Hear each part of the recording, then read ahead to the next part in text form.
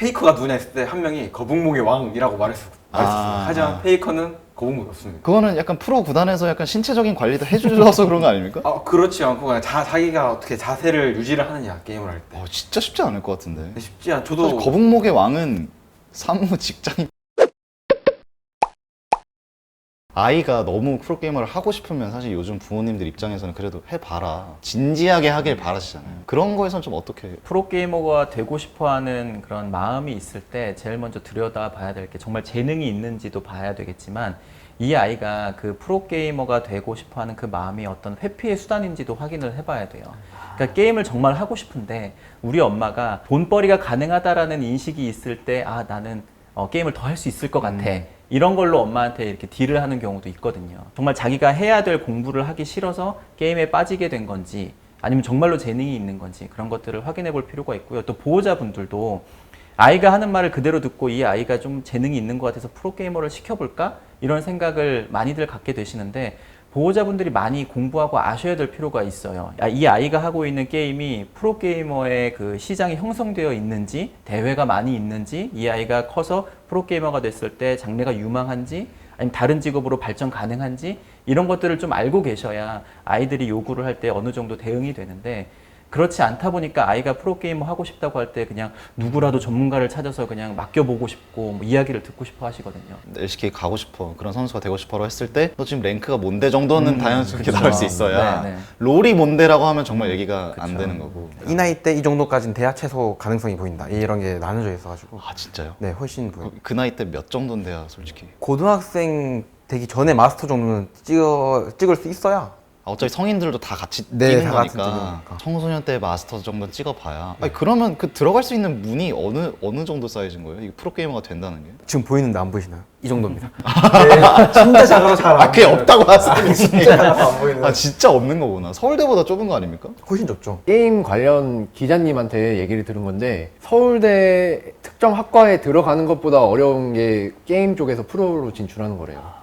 역시 프로라는 이름을 그냥 다는 게 아니군요. 좀 어려운 개념인 것 같아요. 이게 꼭 붙어야 하는 개념인가도 잘 모르겠지만 그래도 우려하시는 분들을 위한 질문인데, 게임을 건강하게 한다라는 것은 무엇이며 어떻게 하면 게임을 좀 건강하게 할 수 있는가, 이거 어떻게 답변을 드려야 될까요? 제가 앞에 말씀드렸던 것처럼 내 욕구를 충분히 해소하는 방식으로 게임을 하는 게 건강한 방식의 게임 이용인 것 같아요. 자기의 패턴에 맞게 게임하는 게 저는 건강하다고 생각합니다. 운동도 무리하면 뭐 문제가 되고, 예를 들어 뭐 잠 안 자고 막 유튜브 보다가 막 밤새고 이런 것도 똑같은 거니까. 같은 개념으로 그런 저는 생각. 본인이 좀 약간 선택을 할 수 있었으면 좋겠어요. 내가 게임을 하고 싶을 때는 게임을 하고 게임 말고 다른 일을 해야 할 때는 다른 일을 할 수 있는. 자기 조절력이 있는 상태에서 게임을 하는 것이 건강하게 게임을 이용하는 거라고 생각을 해요. 그냥 의무적으로 하거나 멍 때리면서 게임하는 친구들도 있거든요. 정말 할 게 없거나 정말 맹목적으로 게임을 한다든지 그런 방식의 이제 게임 이용은 좀 저는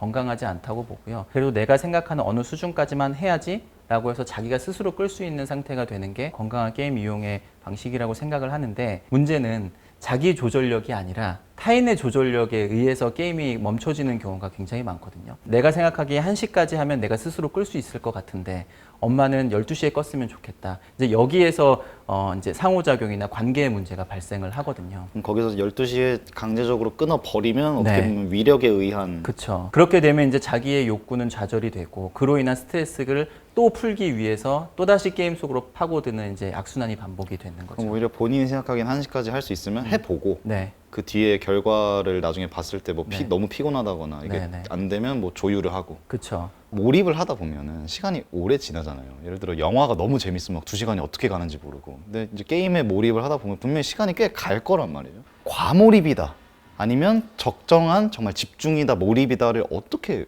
구분을 하는 건가요? 과몰입이라는 용어 자체가 아이들이 게임을 해야 할 것들을 하지 않고 일상생활의 패턴을 무시해가면서 하고 있는 이 모습들을 지칭해서 광범위적으로 그냥 과몰입이라고 쓰고 계시는 경향이 큰 것 같아요. 그냥 이렇게. 네. 정말 많이 몰입을 해서 거기에서 긍정적인 걸 얻는 게 아니라 자기가 해야 될 것들을 안 하고 있는 모습 자체를 과몰입이라고 생각하시는 경우가 많거든요. 밥을 안 먹는다든지 아니면은 잠을 안 잔다든지 아니면 정말 씻지도 않고 학교도 안 가고 정말 그 나이 때 해야 될 것들을 정말 안 하고 있을 경우에는 상담이나 전문적인 치료가 필요해 보이고요. 근데 보호자들은 그 정도 단계가 되기 이전에 숙제를 안 한다거나 음. 아니면 자야 될 시간에 안 잔다거나 밥을 먹을 때 핸드폰을 잠깐 본다든지 그런 거를 보기만 해도 이제 과몰입이라고 생각을 하고 계세요. 그렇습니다. 사실 공부도 새벽 3, 4시까지 코피 흘려서 가면 그거 중독이에요. 자기 조절을 스스로 해나갈 수 없는 학생들도 좀 있잖아요. 그런 케이스에서는 좀 어떻게 도와야 될까요? 제일 중요한 건 내버려 두는 거예요. 일단 네. 그러니까 자기 조절을 해볼 수 있는 충분한 시간이나 기회를 줘야 스스로를 조절해 가면서 실패도 해보고 성공도 해보면서 조절력이 길러지는데 그 조절력이 길러지기 이전에 이미 타인이 스스로를 다 조절해 주게 되면 자기가 그 능력을 키울 필요가 없거든요. 그러니까 예를 들어서 그 시간 같은 거는 서로 조율을 할 필요가 있죠. 새벽 1시까지 하겠습니다. 그러면 1시까지 조절할 수 있도록 두는 거예요. 그 전에 얼마 남았어? 몇 분 남았어? 쪼지 말고. 네, 쪼지 말고 잔소리하지 말고 충분히 조절할 수 있도록 두고 만약에 1시에 실패했을 때 거봐 너 안 된다니까 라고 이렇게 비난하는 게 아니라 몇 시까지 더 하면은 할 수 있겠니? 멈출 수 있겠니? 라고 시간을 좀 더 늘려줘서 충분히 자기가 능력을 발휘할 수 있는 기회를 주는 게 저는 중요하다고 생각합니다. 저는 사실 시간이 좀 어려운 개념인 게 특히 롤 맞아요. 하시는 친구들 한타 2번 하면 끝날 것 같은데 1시에요. 이러면 마음이 어떻습니까? 애매하셨습니까?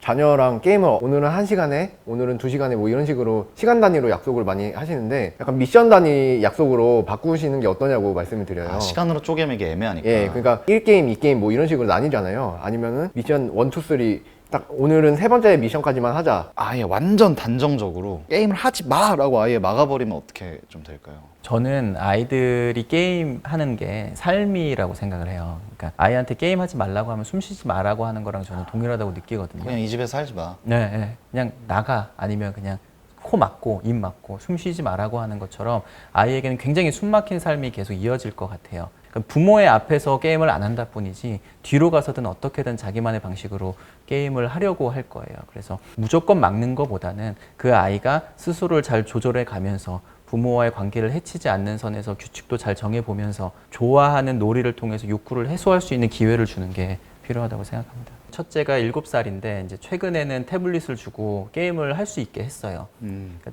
꽤 어린 나이인데도 아이랑 게임을 같이 고르고 나는 이 게임이 좋을 것 같아라고 해서 몇 판 같이 해보고 재미없으면 지우고 다른 판 하게 해주고 그렇게 해서 몇 판까지 해보자라고 규칙도 정하고 한 판 더 할래라는 말을 반드시 하거든요. 그러면 오늘 한 판 더 하면 내일은 안 하는 걸로 하고 쉬자. 대신 그 다음날 몇 판을 하자 하고 또 그런 규칙도 계속 진행하면서 만들게 되고 아예 그 상황에 빨리 노출시켜서 스스로 조절할 수 있는 능력을 키우자라는 게 저희 계획이었고 그러다 보니까 아이랑 조금 조율이 더 잘 되는 것 같아요. 어린 나이에 하다 보니까 아빠의 말을 더 잘 듣기도 하고 아빠 말이 일단 맞다라고 생각해 주기도 하고 내일 또 게임을 할 수 있다라는 게 이 아이에게는 보상이에요. 근데 만약에 내가 그 판보다 한 판을 더 했을 때에는 내일 게임을 못 한다라는 오히려 처벌 같은 게 주어지죠. 그러니까 내일 보상을 오늘 앞당겨서 그 보상을 미리 받고 내일은 쉬고 그 다음날 보상을 받겠다. 이 머릿속에 이런 계획들이 조금씩 생겨나더라고요. 사실 굉장히 현실적인 거네요. 만약에 내일 어차피 바쁠 거라서 못해 하면 오늘 뭐 미리 할 수도 있는 거 이런 네, 생각을 네. 할 수 있는 거니까. 네. 그랬나? 되게 똑똑했던 거네요. 성인들도 그런 자기 스케줄이랑 이슈에 따라서 그걸 조절을 하는 그쵸. 거잖아요. 네. 필요하게. 그게 자기 조절 능력인 거예요. 사실 내일의 계획까지도 미리 앞당겨서 내가 미리 체험해보고 내일은 쉬겠다. 이런 능력이 이제 자기 조절력이죠. 보호자랑 자녀가 같이 할 만한 게임이 요즘은 뭐가 좋을까요? 배틀그라운드 같은. 배그요? 네.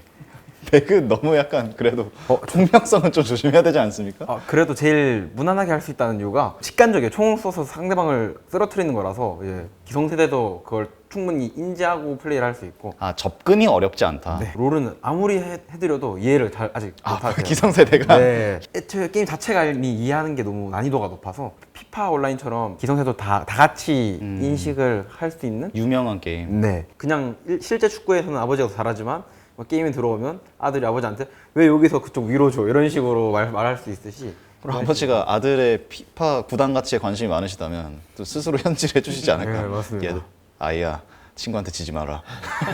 강화하자. 너 이걸로 안 된다 이럴 수도 있고. 토티 호날두를 사주시는 거예요. 교수님들 모시고 얘기를 나눠봤는데 제가 듣기로는 이 프로게이머를 통해서 직접 게임을 배울 수 있는 그런 원데이 클래스를 또 하신다고 특강합니까? 합니까? 합니까? 누가 합니까? 사실 이 합력카드는 특강 기회 달라고 좀 예. 주세요. 나 한 번만 해주세요. 저희가 좋은 기회 한번 마련해 보겠습니다. 박제되었습니다, 여러분.